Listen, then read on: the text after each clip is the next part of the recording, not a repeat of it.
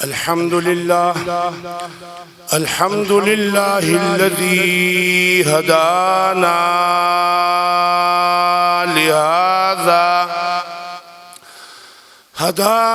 لهذا وما كنا لنهتدي لولا أن هدانا الله وصلى الله تعالى على خير خلقه محمد وآله وأصحابه وأمته إلى يوم الدين. أما بعد، أعوذ بالله من الشيطان الرجيم. بسم الله الرحمن الرحيم. فمن زحزح عن النار وأدخل الجنة فقد فاز.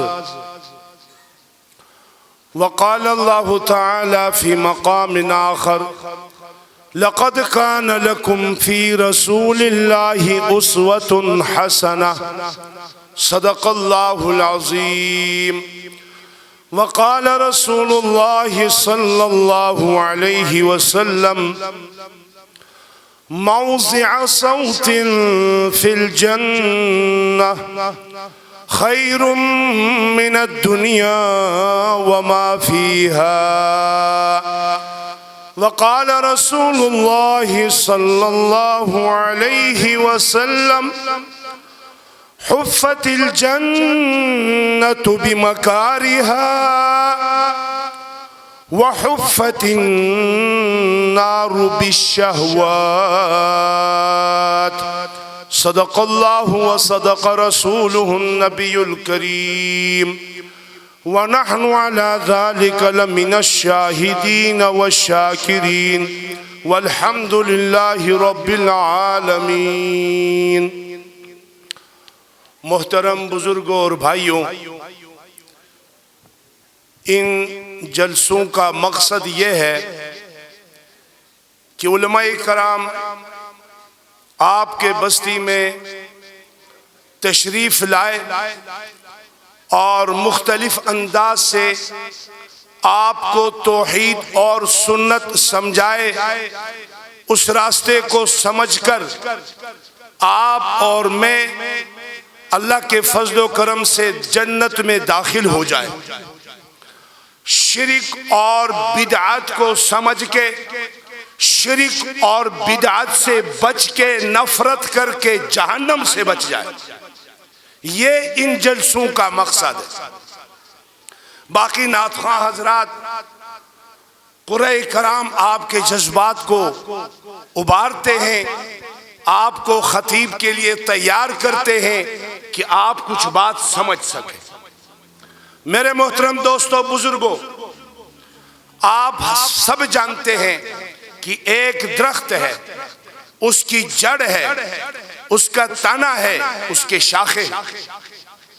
جتنا جڑ مضبوط ہوا کرتا ہے، اسی اعتبار سے درخت کا تنا، پھر اس کے شاخ، اس پر پھل، سب عظیم الشان ہوا کرتے. دین اسلام کی مثال بھی ایک شجرہ طیبہ کی ہے. عقیدہ جس کو توحید کہا جاتا ہے، عقیدہ توحید اس درخت کی جڑیں ہیں. جتنا توحید مضبوط ہوگا اتنا ہی تنا اس درخت کا مضبوط ہوگا، اور اس کا تنا اللہ کے احکامات اور اللہ کے منہیات، اللہ کے نواہی.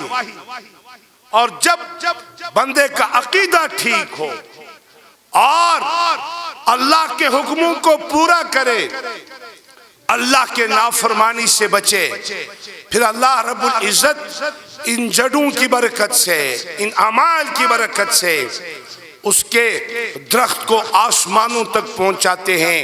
اس کے شاخ بھی بڑے عظیم الشان، اس کے پتے بھی بڑے خوبصورت، اس کا پھل بھی خوبصورت.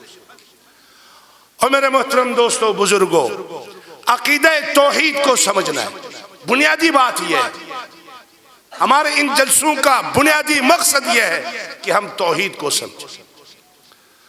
الحمدللہ تبلیغی جماعت کی برکت سے، علماء کرام کی برکت سے آپ توحید کو خوب سمجھتے ہیں۔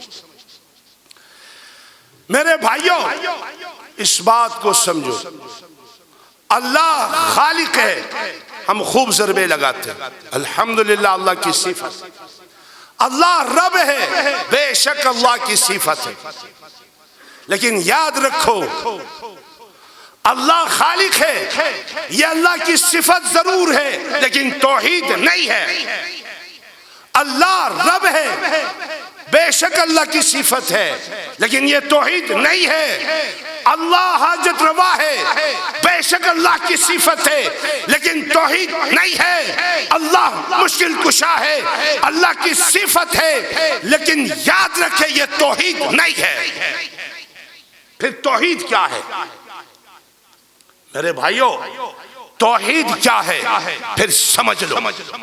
توحید یہ ہے اللہ خالق ہے، اللہ کے سوا کوئی خالق نہیں، یہ توحید۔ اللہ رب ہے، اللہ کے سوا کوئی پالنے والا نہیں، یہ توحید ہے۔ اللہ حاجت روا ہے، میرے بھائیوں یہ اللہ کی صفت ہے، توحید نہیں ہے۔ توحید یہ ہے اللہ کے سوا کوئی حاجت روا نہیں۔ اللہ مشکل کشا ہے، یہ اللہ کی صفت ضرور ہے، صفت خاصہ ہے، توحید نہیں ہے۔ توحید یہ ہے اللہ کے سوا کوئی مشکل کشا نہیں، یہ توحید۔ اور توحید جتنا مضبوط ہوگا اتنا ہی انشاءاللہ اعمال کا شوق پیدا ہوگا، پھر درخت کا تنا بڑا مضبوط ہوگا۔ اور سنت کیا ہے؟ علماء بیٹھے ہوئے، مولانا شفیق الرحمن صاحب کا تفصیلی بیان ہوگا، حضرت والا کا بھی بیان ہوگا اور دعا ہوگی۔ سنت کیا ہے مختصر عرض کرتا ہوں۔ اللہ نے فرمایا لَقَدْ كَانَ لَكُمْ فِي رَسُولِ اللَّهِ أُسْوَةٌ حَسَنَةٌ، میرے محبوب صلی اللہ علیہ وسلم کا اسوہ، میرا نبی کا طریقہ تیرے لیے بہترین نمونہ ہے۔ نبی کی سنت، نبی کا طریقہ بہترین نمونہ ہے۔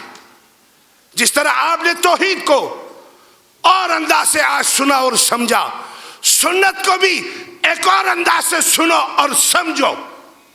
اور میرے محترم دوستو بزرگوں، آپ نمونہ کو سمجھ جاؤ گے پھر سنت کو سمجھنا آسان ہوگا۔ آپ میں سے ہر ایک چاہتا ہے کہ میں ایک خوبصورت بہترین نقشہ بنا کے گھر بناؤں، گر اللہ کی بڑی نعمت ہے۔ وضو میں صرف ایک مختصر 3 جملوں پر، 3 الفاظ پر مشتمل ایک دعا صحیح سند کے ساتھ ثابت، اللہم اغفر لی ذنوبی ووسع لی فی داری وبارک لی فی رزقی۔ یہ ایک دعا صحیح سند کے ساتھ ثابت ہے کہ وضو کرتے ہوئے اللہ سے گناہوں کی معافی اور وسیع گھر مانگنا یہ اللہ کی نعمت ہے۔ ہر مسلمان وضو کرتے ہوئے یہ دعا کرتا ہے۔ تو میرے بھائیو، ہر ایک چاہتا ہے کہ میرا گھر بڑا اچھا خوبصورت بن جائے، تو اپنے گھر کا ایک نقشہ بناتا ہے انجینئر سے، پھر وہ نقشہ، وہ نمونہ ایک ٹھیکیدار کو دے دیتا ہے کہ اس نمونے پر، اس نقشے پر میرا گھر بنانا ہے۔ ٹھیکیدار اس نقشے کے مطابق، اس نمونے کے مطابق گھر بنا دیتا ہے۔ آپ خوش ہو جاتے ہیں، اس کا مزدوری بھی دے دیتے ہیں، اس کو شاباش بھی دے دیتے ہیں، اس کو انعام بھی دے دیتے ہیں۔ ایسا ہوتا ہے نا؟ اگر نمونے میں گڑبڑ کرے، بھائی آپ کے اس نقشے میں وہ ترمیم کرے، وہ سمجھے بڑی محبت سے، عقیدت سے، محبت سے کہ بھائی کچن میں بابی کو کھانا پکاتے ہوئے تکلیف نہ ہو، کچن کے ایک کونے میں باتھ روم بنائے، اور مہمان کوئی دور سے آئے اور اپنا کھانا پکائے اور مہمان خانے میں ایک کچن بنائے، تو آپ اس کو انعام دیں گے؟ کیوں؟ اس نے تیرے نمونے کو برباد کر دیا۔ تو وہ سزا کے مستحق ہے، آپ اس کا جرمانہ کریں گے کہ تو نے میرے نمونے کو برباد کر دیا۔ اگر گھر بنانے کا شوق نہیں ہے تو ایک جوڑا کپڑا ہر انسان بناتا ہے، آپ درزی کو اپنے کپڑے کا جوڑا دیتے ہیں کہ درزی صاحب اس نمونے پر میرا جو ہے قمیص اور میرا کپڑا سی دینا۔ اگر وہ ایسا کرتا ہے آپ اس کو مزدوری دیتے ہیں، اس کو شاباش دیتے ہیں۔ میرے محترم دوستو، اگر ان دو مثالوں کو سمجھا ہے پھر اس بات کو بھی سمجھو، لَقَدْ كَانَ لَكُمْ فِي رَسُولِ اللَّهِ أُسْوَةٌ حَسَنَةٌ، نبی کا نمونہ، نبی کی سنت بہترین نمونہ ہے، نبی کی سنت بہترین نمونہ ہے۔ اب جو بھی مسلمان ہر وہ عبادت جو اللہ کا حکم ہے نبی کے طریقے پر کرے گا، نبی کے نمونے پر بجا لائے گا، اللہ اس سے خوش ہوں گے، اللہ اس کو اجر دیں گے، اللہ اس کو انعام جنت کی شکل میں عطا فرمائیں گے۔ اگر خدا نہ کرے وہ اس نمونے میں کمی کرنے کی کوشش کرے یا اضافے کی کوشش کرے، رب تعالیٰ اس سے ناراض ہوں گے، اس کو جنت کے بجائے جہنم میں ڈال دیں گے۔ اس لیے کہ بدعتی جو ہوتا ہے وہ رسول بننے کی کوشش کرتا ہے، دین اسلام نبی پیش کرتا ہے، نبی دین اسلام پیش کرتا ہے، یہ نبوت کا کام ہے، یہ نبوت کا درجہ ہے۔ بدعتی بدعت دنیا میں وجود دے کر اپنے آپ کو رسول اور نبی کے درجے پر پہنچانے کی اور رسول بنانے کی کوشش کرتا ہے۔ اس لیے میرے پیارے نبی نے فرمایا، من وقر صاحب البدع، جو صاحب بدعت کی توقیر کرے، عزت کرے، مولوی صاحب آؤ میرے گھر میں چائے پیو، بدعتی مولوی کی اتنی عزت کرے، اتنی توقیر کرے، پیارے نبی فرماتے ہیں اس مسلمان نے تو میرا دین، میرا اسلام منہدم کر دیا، اور اسلام کو منہدم کرنے میں اس نے اس بدعتی کے ساتھ اور اس اسلام کے دشمن کے ساتھ معاونت کی۔ فقد اعان علی ہدم الاسلام، اس نے اسلام کو منہدم کرنے میں اور اس نے تعاون کیا بدعتی کے ساتھ۔ تو میرے محترم دوستو، خلاصہ یہ ہے کہ حضور صلی اللہ علیہ وسلم کے سنتوں کو سیکھنا اور حضور صلی اللہ علیہ وسلم کے لائے ہوئے دین کو سیکھنا، اور آپ کا دین آپ کے بعد خلفاء نے جو اختیار کیا وہ دین ہے۔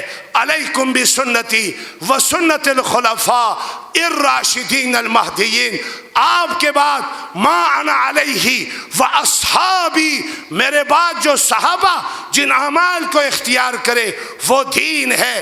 خلفاء کا عمل دین ہے، صحابہ کا عمل دین ہے، خلفاء کے نقش و قدم پر چلنا، رسول اللہ کے نقش و قدم پر چلنا ہے، صراط مستقیم پر چلنا ہے، سنتوں والا زندگی اختیار کرنا ہے، صحابہ کے طریقے پر چلنا، صراط مستقیم پر چلنا ہے، سنتوں کو اختیار کرنا ہے۔ جس عمل پر رسول اللہ کا مہر ہو، جس سنت پر میرے محترم دوستو بزرگوں خلفاء راشدین کا مہر ہو، صحابہ کا نقش ہو، صحابہ کی نشانیاں ہوں، وہ سنت ہے، وہ صراط مستقیم ہے، اس کو اختیار کرنا ہے۔ جس عمل میں رسول اللہ کا مہر نہ ہو، رسول اللہ کی نشانیاں نہ ہو، حضرات خلفاء کی نشانیاں نہ ہو، میرے محترم دوستو صحابہ کا عمل نہ ہو، سمجھ لو وہ دین نہیں ہے، وہ بے دینی ہے۔ اسی کا نام بدعت ہے۔ کل بدعت ضلال، ہر بدعتی گمراہ ہے۔ کل ضلالت فی النار، ہر جو ہے گمراہ جہنمی ہے۔ لہذا بدعتی کا حکم اللہ کے نبی کے زبان سے جہنمی، اس لیے شرک اور بدعت سے بچنا ہے اور توحید اور سنت کو اختیار کرنا ہے۔ اگر ہم ایسا کریں گے تو رب العالمین اس کی برکت سے ہمیں جنت عطا فرمائیں گے۔ اس جنت کی قیمت ہم کیا بیان کریں، رب العالمین نے ہمیں ایسا نبی دیا۔ ہم لالچی لوگ ہیں، ہمیں سب سے زیادہ لالچ دنیا میں زمین کے لیے ہے کہ بڑا سا بڑا زمین کا حصہ حاصل ہو جائے، اچھی جگہ پر زمین ملے، میرا مکان بن جائے۔ دوستو اس مزاج کو سامنے رکھ کر، اس انسانی لالچ کو سامنے رکھ کر پیارے نبی نے جنت کی زمین کی قیمت بتا دیا تاکہ مسلمان سمجھ لے جو دنیا کے اس زمین پر مر مٹ رہے ہیں ان کو جنت کی قیمتی زمین یاد آئے، وہ جنت کو حاصل کرنے کی کوشش کرے۔ پیارے نبی فرماتے ہیں موضع صوت فی الجنہ خیر من الدنیا وما فیہا، جنت کی ایک صوت زمین، جنت کی ایک کوڑے کے برابر زمین، جنت کی ایک گز زمین خیر من الدنیا وما فیہا، دنیا اور دنیا کے سارے خزانوں سے، دنیا اور دنیا کے سارے حکومتوں سے افضل اور بہتر ہے۔ اور پھر پیارے نبی صلی اللہ علیہ وسلم جو آخری حدیث میں نے تلاوت کی اس کا مفہوم بتا کے بات کو ختم کر دیتا ہوں۔ توحید اور سنت کو اختیار کریں گے تو جنت ملے گا، اگر توحید اور سنت کو چھوڑ دیں گے پھر جہنم ملے گا، یہ بھی یاد رکھیں۔ اور میرے بھائیو جہنم بہت سخت ہے، جنت بڑا خوبصورت ہے۔ اللہ نے جنت کو بنا کے جبرائیل سے کہا کہ جبرائیل جا، میں ایمان والوں کے لیے، توحید اور سنت والوں کے لیے جو جنت تیار رکھا ہے ذرا دیکھ کے آؤ۔